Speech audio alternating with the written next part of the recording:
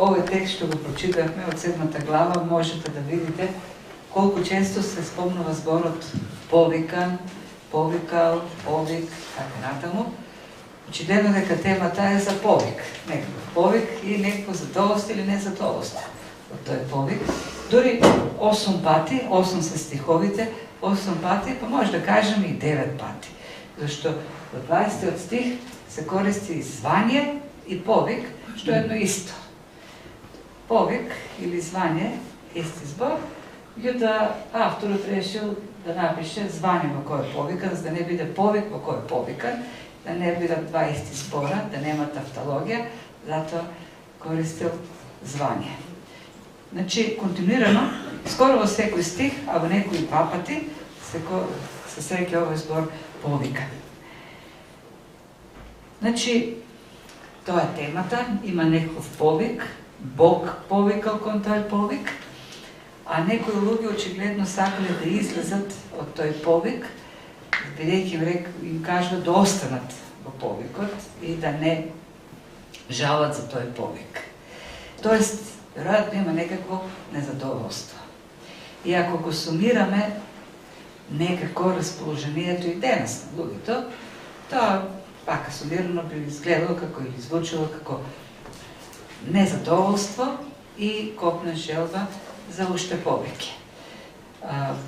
Ние сме така и воспитувани, тој дел од нас, да не сме задоволни со она што сме, со она што имаме, со она што сме постигнале. Има еден постојан копнеш за следното големо нешто што е пред нас. Секогаш има нешто уште поголемо, уште подобро, уште попривлечно и секогаш кременадата во чинијата на другиот изгледа голема или тревата од другата страна на оградата е позелена. Така секогаш изгледа во нашите очи. Има една стара поговорка, тука може мато да смени, денес имаме причи, како беше, пречки, што во секој поглед. Има една стара поговорка која вели цвете каде што си посаден, или каменот си тежи на местото. Меѓутоа, современиот човек не може да ја свати таа поговорка, зашто современиот за него е неразбирливо, ова современо општество, кога постои, единствено гледаме на следното големо нешто. А кога постојано мислиме како да го достигнеме тоа следно поголемо нешто, нормално е незадоволството да стане како една епидемиска појава. И христијаните сигурно не се имуни на таа болест, тој проблем. И мислам дека и социјалните мрежи денес многу поттикнуваат сето тоа. Кога ќе отвориш некоја социјална мрежа, Facebook, полна е со убави слики од кои одат на одмори, на убави места, или пак има големи цркви со големи сали, полни се со луѓе, па некои прекрасни славења, па големи конференции или семинари. И сето тоа создава да се чувствуваш малку депримирано, зашто таму се е подобро и поубаво. Ние на нашата Facebook страница, на нашата црква имаме слика ставено од прославата на 10 годишнината. И е една слика снимана од позадина и салата е полна. И еднаш бевме на семинар, на една конференција на Пол Вошер во Риека, и еден хрват, со запознаваме со многу луѓе, рече, а имате ли вие Facebook страница? Дај ме веднаш отвори на мобилен. И кога виде рече, леле, пуно вас е, много голема црква. Дека ние сме само 20 души во црква. И му реков, не грижи се, и ние сме исто така. Сите ставаме убави работи, а многуми на тие убави работи кои ги гледат на Facebook, така, се убаво, прекрасно, се кул и вау, ги гледа можеби додека подготвува ручек, или дека спрема некој проповед, или додека се спрема за работа, или да ги носи децата на училиште, ништо што би носило многу лајкови или многу ретвитови. И посакуваме да биде како таму што е. И нашето да биде така зелено како што е зелено кај другите. Посакуваме нивните нови, големи, постигања. Значи, има, сето тоа создава незадоволство. И ото Калвин има една мисла во која вели секој човек си има живот. И во овој текст, може тоа да го видиме, може би мислам на овој текст, секој човек си има живот кој Бог му го дал како негова служба, за да не талка во пустињата на овој свет. Бог му дал на секого живот. Тој живот е дар од Бог и тој живот е неговата служба, за да не лута во животот. Овде апостол Павле малку поинако го кажува тоа, но суштината е иста. Тоест, повикот на другите не е мој повик и обидот да го живеам животот на другите, тоест да го приграбрам повикот на другите, всушност значи собствено осудување, да излезам од она место каде што сум посаден, место на плодност на мојот живот, место на успешност, продуктивност и лутање во животот на другите. Зошто? А животот на другите сегурно се претвора во наша пустиња. Единствено, таму каде што сме посадени, може да биде нашата оаза. Има една песна, мислам, овој Тоше Проески, по која спомнува што е тоа со живот или како беше. Да живееш во живот и туги, така, добро, во ред. Животот на туги е пустиња во твојот личен живот. И апостол Павле говори за некои такви работи и спомнува повик. Повикот е основната тема. Повикот, Емануел веќе знаеше што да направи. Одговорот што го дава апостол Павле овдека, на тоа на задоволство, е разбирањето на повикот, на Божиот повик. Божиот повик за нашите животи. Рековме неколку пати, апостолот го користи тој збор повик, и уствари има два повика овдека. Се работи за два повика. Еден основен повик кој сите го знаеме, тој повик на некој место апостол Павле вели: остане таму каде што Бог те повикал, или остане таму каде што ти си бил кога Бог те повикал. Тоа значи дека Бог не повикал во некој место во кое веќе сме. И тоа е повикот за спасение. На нашол некаде во некој момент во животот и не повикал за спасение, за вера во Христос, за новораѓање, за трансформација. Не повикал да бидеме преку Словото, преку Духот кој не оспособува да го прифатиме неговиот повик и да не преобрази. Тој е повик за сосема нов идентитет. Тој е повик за една лична трансформација, лична промена. Промена на идентитетот, нов идентитет во Христос. Стануваме Христови следбеници, стануваме Божи деца, спасени нови созданија.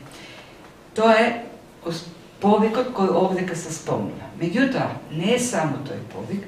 Гледаме дека Павле говори за друг повик кој исто така е Божи повик. Например, 70 во верниот стих вели: само секој нека постапува така како што му определил Бог, како што го повикал Бог. И овдека е употребен зборот парипатео. Парипатео, што значи одење. Одење по пат. Тоа е зборот. Има една филозофска школа, паратетичка е викат, парепатетичка, школа на која што припаѓал и Аристотел, и се вика парепатетичка, зашто тие филозофи додека размислувале, оделе. И сметале дека така се размислува најлесно, додека одиш, и ако размислуваш, ќе ти доаѓаат нови идеи, и бидејќи ти оделе во градини, а градините биле мали, се вртеле во круг, за да можат да одат. Патот уствари во древноста е метафора за животот. И Библијата на многу места користи таа метафора, е убава метафора, зашто всушност животот е еден пат. И ние велиме животен пат. Додека живееме, ние се движиме, како и среќаваме различни работи како што одиш по пат, и на крајот секој пат си има крај. Нема пат кој нема крај. Освен ако патот е патека околу стадионот кој се трк. Има, па дури и тие патеки имат крај, зашто на крајот треба да стигнеш до некоја цел. Во Библијата основа има два пата. Патот на правдата, Божиот пат, и патот на злото, и тие два пата завршуваат на различни места. Секој се движи по некој пат. И овде всушност апостол Павле вели, а пак секој си има свој животен пат, кој Бог во својата промисла му го одредил на секој човек. Секој го му дал живот. И му дал животен пат. И тој пат кој е уникатен, пат кој е индивидуален. И секој треба да се движи по тој пат, да оди во тој пат. Така да наречем, секој си има повик од Бог, кој е уникатен, кој е специфичен, кој е животен. Вокација. Сега, кога збориме за вокација, не мислиме само на професија, туку мислиме на некоја животна определба. И сега, кога, значи два повик. Повик за спасение и повик да се живее животот што Бог му го дал. Уникатен, специфичен живот. Сега, кај е проблемот? Проблемот е кога ние ги мешаме тие два пата, тоест кога почнуваме нашата значајност, нашата вредност, нашата смисла, нашата исполнетост, задоволеност, па е дури да кажем нашиот идентитет, да го вкоренуваме, да го бараме во тој животен пат. Животен пат кој пред се е хоризонтален, животен пат кој се остварува во една мрежа на односи, одговорност и така натаму. Кога нашата значајност или вредност или задоволство ја бараме во тој повик, животниот повик, тоа значи дека ние почнуваме да оценуваме нашата значајност или вредност преку професијата, преку постигањата во животот, преку тоа колку сме славни, колку сме успеале да се реализираме во финансиска смисла. И ако на таков начин го бараме нашата значајност, секогаш ќе бидеме незадоволни. Зошто? Секогаш во исто време ќе има некој кој ќе е пред нас, секој пред нас, повеќе ќе има од нас, подобар, повисоко од нас и така натаму. И ќе видиме и понатаму во следните стихови апостол Павле точно за такви работи зборува. Се јавиле такви проблеми во црквата во Корин. Уште на почетокот се сретнавме со зависта, гордоста во црквата.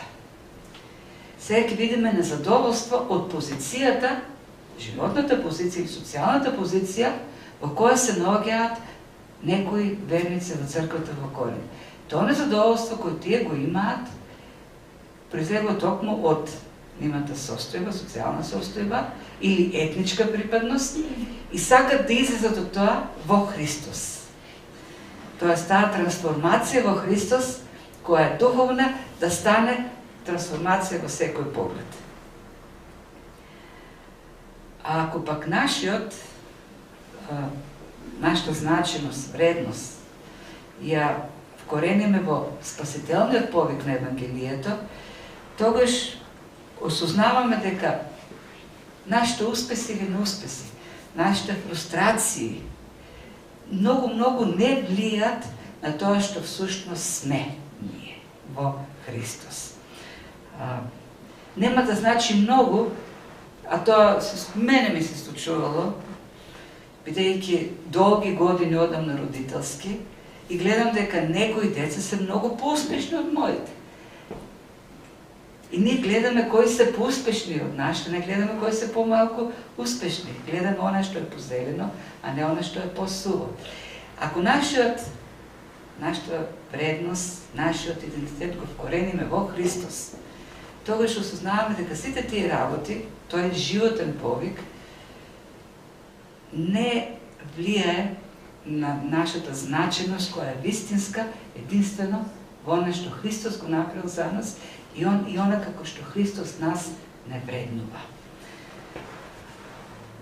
Тоа сознание што сме во Христос резултира со слобода.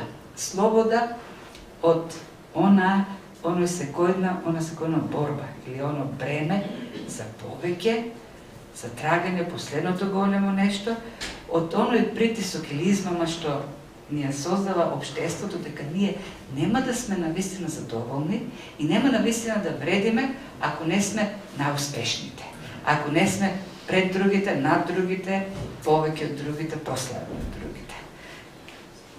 Зашто општествениот успех се мери токму во тоа.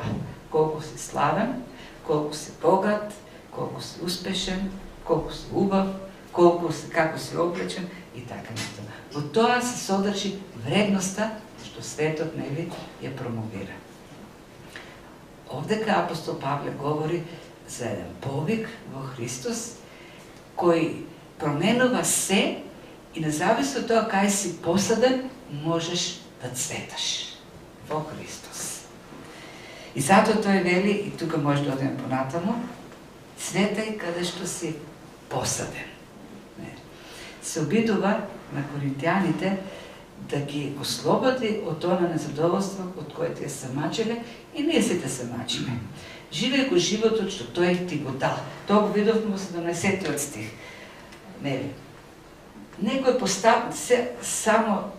секој нека постапува така како што го повикал Бог, како што Бог му определил. Тој му дал живот, нека си го живее тој живот. Расцвети каде што си посаден. Тоа може да го видиме во 20-тиот и во 24-тиот стих. Се повторува во овие 7 стиха, 8, 3 пати се повторува истата идеја. Гледате во 20-тиот стих, секој да се остане во звањето во кое е повикан. Ти имаш повик, остани си во тој повик. Роб ли си, господар ли си, обрезан ли си, необрезан ли си. Остани си во тоа. Ке видиме ние кој бил проблемот уствари, реалниот проблем во црквата во Коринт. Кога сме били спасени и новородени, кога сме станали нови созданија и се сменило за нас, во тој нов идентитет како нови созданија, Бог ни дал благодат да можеме да се реализираме во повикот, во животниот повик што Бог ни го дал. Секој што е повикан, браќа, во него да остане и сега кога е пред Бог. Она што бил пред Бог и сега кога е во Бог, во Христос, нека си остане во тоа.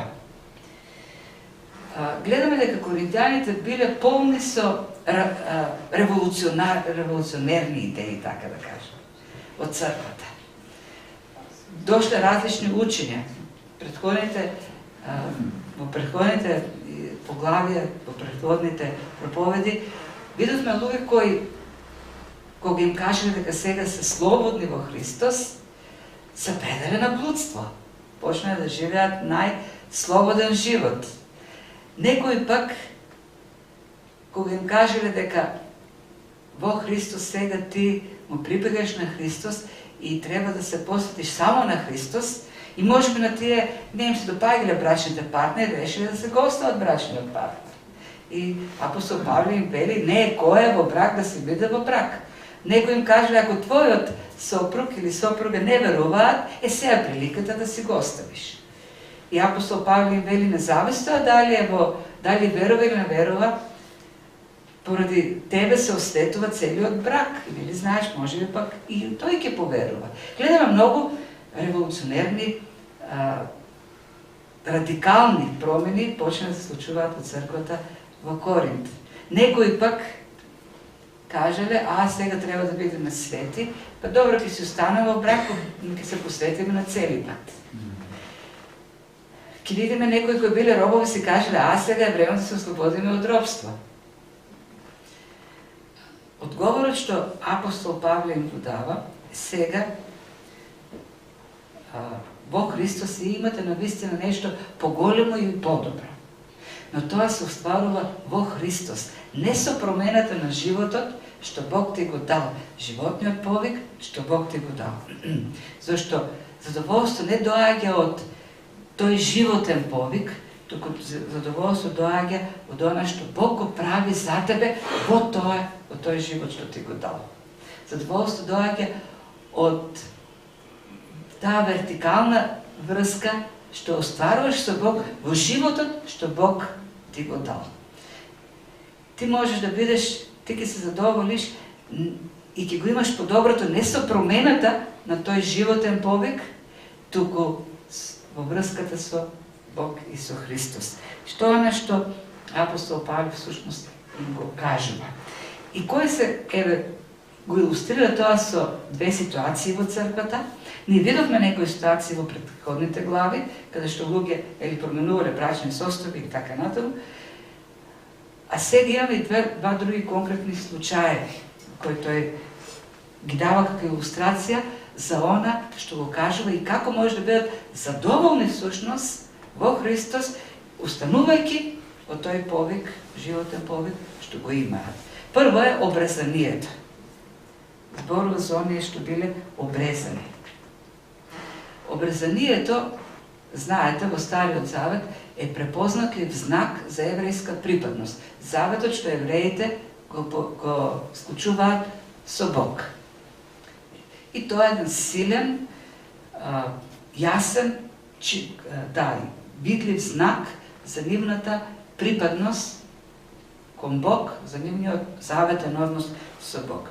Меѓутоа, во периодот на еленизацијата на еврејската диаспора, имало ситуации кога евреи до толку се еленизирале и напуштале еврејско, така да кажем, еврејска позадина, а уште повеќе па кога христијанството почна да се проповеда, а христијанството проповеда слобода од старозаветните правила, посебно од обрезанието, се појавили и во христијанството екстремни школи, екстремни учења, кои осудувале се што е поврзано со јудаизмот.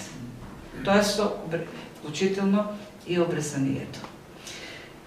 Ако го читате посланието на Варнава, кое сигурно не е напишено од Варнава, псевдо Варнава, Варнава, кој го знаеме дека е евреин, од Новиот Завет, меѓутоа во таа книга авторот Варнава до таму ги осудува евреите, што тврди дека се што правеле во Стариот Завет било всушност измама од сатаната. Тие били измамени од сатаната и затоа се образувале, затоа принесувале жртви, затоа ги правеле сите тие работи. Кога кажал Бог дека треба да се образуваат, ти треба во срцето да се образуваат, тоест во срцето да се отстрануваат од злото. Тоа е толкувањето на Варнава. Евреите физички се образувале зашто били излажени од сатаната, били измамени. Или пак, ти не требало да принесуваат жртви како животни, тоест принесувањето на жртва е духовна. Сето тоа новозаветно значење што го имаме, во посланијата, тие го применуваат за Стариот Завет и велат, во Стариот Завет, старозаветните евреи били измамени и се грешка правеле, и затоа сите што се обрезани, а сега се Христови, треба да се срамат од тоа, зашто се обрезани. Тоа е едната крајност, христијанска крајност. Дури има записи во кои се тврди дека некои луѓе толку страдале од еврејската позадина во таа борба меѓу еленистичкото христијанство, еврејското христијанство, што се обидували дури хируршки некако да ги прикријат трагите од обрезанието. И апостол Павле им вели, кој се е обрезан, нека се остане обрезан. Обрезанието нема никакво значење. Живеј си како евреин. Немој да се срамиш тоа што си евреин. Бог те повело како евреин и ти како евреин можеш да расцветаш во Христос. Така, твојата етничка позадина не треба да те обременува. Не мора да ја промениш твојата етничка позадина, за да бидеш задоволен, вистински христијанин и исполнет човек. Имало пак, и се може да ги пуштиме неги овие, обрезан ли е повикан некој, нека не крие. Значи, они се криеле тоа што се обрезани. А за да се скрие обрезаноста, тој треба да го скрие и етничкото минато. Зашто ако се каже, ако призна дека е евреин, значи дека е обрезан. Не може да не е обрезан, ако е евреин. Необрезан ли некој е повикан, тоа веќе другата пак крајно што се случувало. Имало јудејско крило на евреи, кои им кажувале на неевреите: сега штом поверувавте во Исус Христос, сега веќе сте на вистинската страна, не сте со Зевс, сега сте со Христос, меѓутоа, вие треба сега да се обрезате. И така ќе живеете вистински живот. Ако не сте обрезани, тоа ако настанете евреи како нас, ако не си го промените тој повик што од почетокот што Бог ви го дал, нема задоволство. Вие сте втора категорија. А втората категорија секој пат е фрустрирана. Апостол Павле затоа им вели: необрезан ли е повикан некој, нека не се обрезува. Нека се остане тако каков што е. И не треба да чувствува за тоа незадоволство. Биди задоволен од она што си. Бог те повикал таков. И во Христос остане си таков.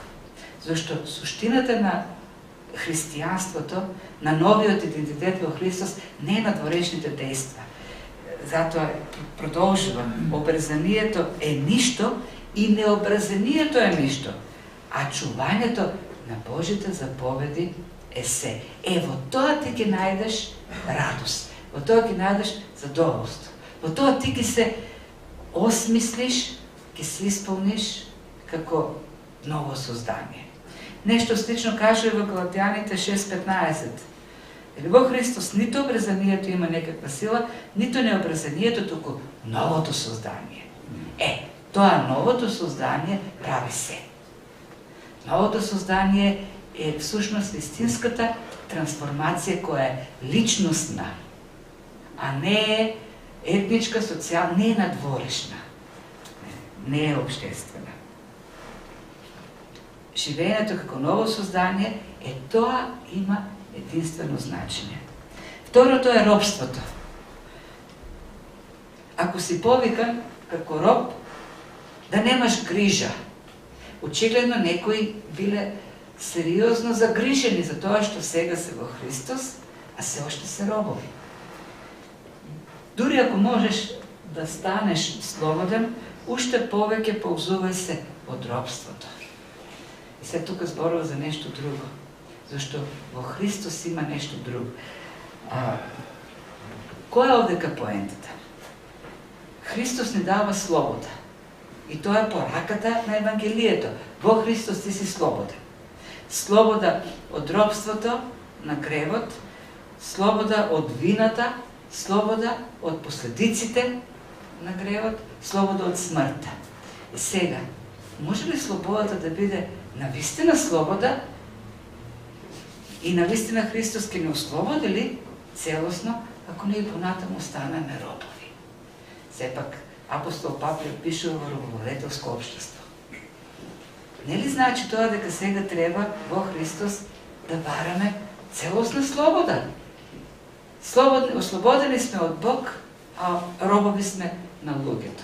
Затоа, може би, во Христос е моментот да преминеме една социјална револуција и да бараме еднаквост, да бараме равноправност. Сите да бидеме сега слободни. Тоест, робовите да станат акционери на имотот на Господарот и да се делат дивиденда и заеднички да управуваат. Зашто робството во тоа време не е како денешното, како на наше денешно разбирање. Никако, која нашата представа за робство со време. Кој кажеме робство, мислиме на Америка или Англија пред тоа и црнците, кои биле зимани од Африка, околувани во синџери и потоа носени во нехумани,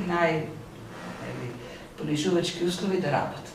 Ево, древноста робството, тоа е економски систем, всушност, обществено-економски систем, во кој имало две категории луѓе. Господари, кои ништо не работели, и робови кои работели. Робовите биле работната рака, всушност.